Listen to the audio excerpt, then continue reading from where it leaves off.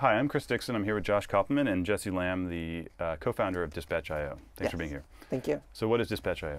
Okay, so Dispatch.io takes all of the cloud services you use, and it takes all of So it's like Google Docs, Dropbox. Yeah, Google Docs, Dropbox, Evernote, and it takes all of your social connections in Twitter, Facebook, Google Contacts, and it allows you to easily share files with people without having to worry about what services they're using. So if you want to use Google Docs to work on a document, and I want to work on the document in Word and save it to my Dropbox, we can still share seamlessly. So sort of a layer on top of all those services. Yeah, and we also allow you to share like big files and lots of files that aren't really email friendly. Okay, coll. And so what are some of the key challenges you're confronting? Well, right now we're pre-launch, and because we're working in a space that's really a general problem, our challenge right now is profiling which profiling users to go after and who to sort of focus on at the beginning. Should it be more of an early adopter thing? Should it be more consumer? Should we go after business? Because a lot of people have this problem.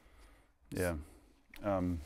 So I think part of the challenge is trying, it sounds like you're a platform and you're trying to figure out what your launch application is going to be of that platform, right? Absolutely. So you're a platform to enable sharing, and now you have to figure out, okay, how do I bring that to a go-to-market? To some degree, though, it sounds like almost all of the verticals you're talking about, whether it's consumer or small business, you're going to reach, or early adopters, you're all going to reach them the same way. Right now, I'm a big believer in sort of the consumerization of the enterprise, that you're seeing a whole lot of what formerly would have been called enterprise businesses being sold and distributed just like consumer apps, just like consumer applications are. So I'm not really sure you would do anything fundamentally different if you said you wanted to go after small businesses versus say you want to go after consumers or early adopters. So it sounds like you're saying the marketing channels to reach them would be the same anyway. So what would those channels be?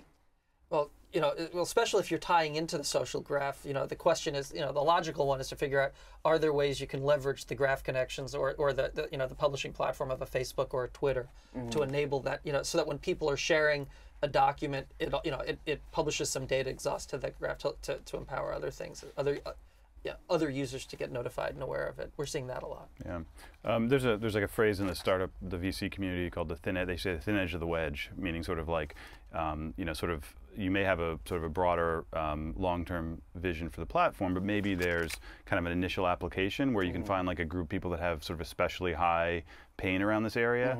I don't know if it's like a distributed, company, or who are the people that are working on, one person's working on Word and one's working on Google Docs. Like, I don't know the answer to that, but maybe different there's law firms that are trying to work on Deal Docs, in which case you have a Deal Docs app. Is it?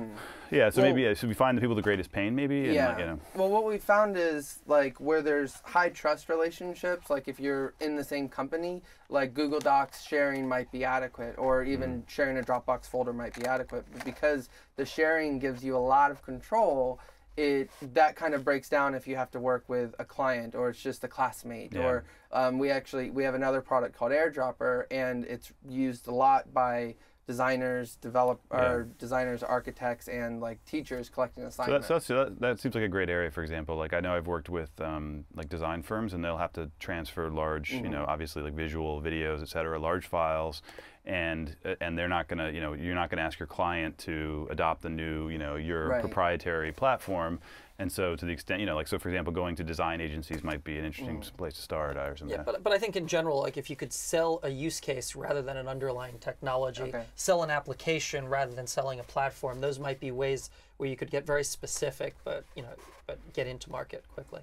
Yeah. So when we've been talking to people, the people who are most excited are like consultants, exactly that, where they have to work with a lot of different people. It just doesn't seem like we've kind of learned how to reach them on the AirDropper side, but it doesn't seem like there's a lot of communication where it grows slower. Like it seems like we haven't tapped into the big channel for agencies or for media companies or for consultants where they're all looking and to raise awareness that we're there. And I kind of don't want to import that problem into this new product.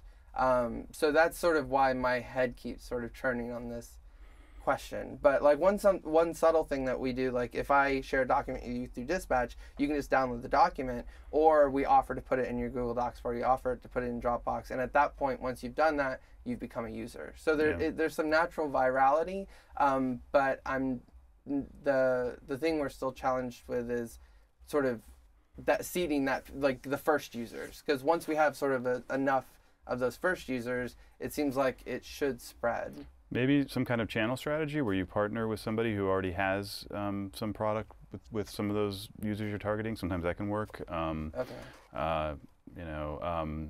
Is there a company out there that has broad penetration that has a product that's sort of adjacent to yours, or Yeah, or maybe one of these products you're building on top of might have an interest in distributing you? We've identified a company that has basically does single sign-on across cloud services. So they go into a company, and if the company's using 4 or 5 services, they set it up for all of their employees. So we're thinking about approaching them. Or we're an investor in Backupify, which does Okay. backup across all of those cloud services. Maybe there's someone that could be a Absolutely. potential partner in that regard. The other thing is we have a lot of partner risk because we're building on top of everyone else's APIs, and it's like Google's API and Dropbox's API. Like, do you guys have any ideas on the best way to manage those relationships when we can't necessarily get a high touch relationship with Google, but there's a lot of risk there. So do you have any ideas on how to manage that? I think you hack it at first, and then hopefully get big enough where they have to deal with you. Okay. I don't know. What do you think? That was our back of the napkin strategy, but it feels risky. That's what you got to do.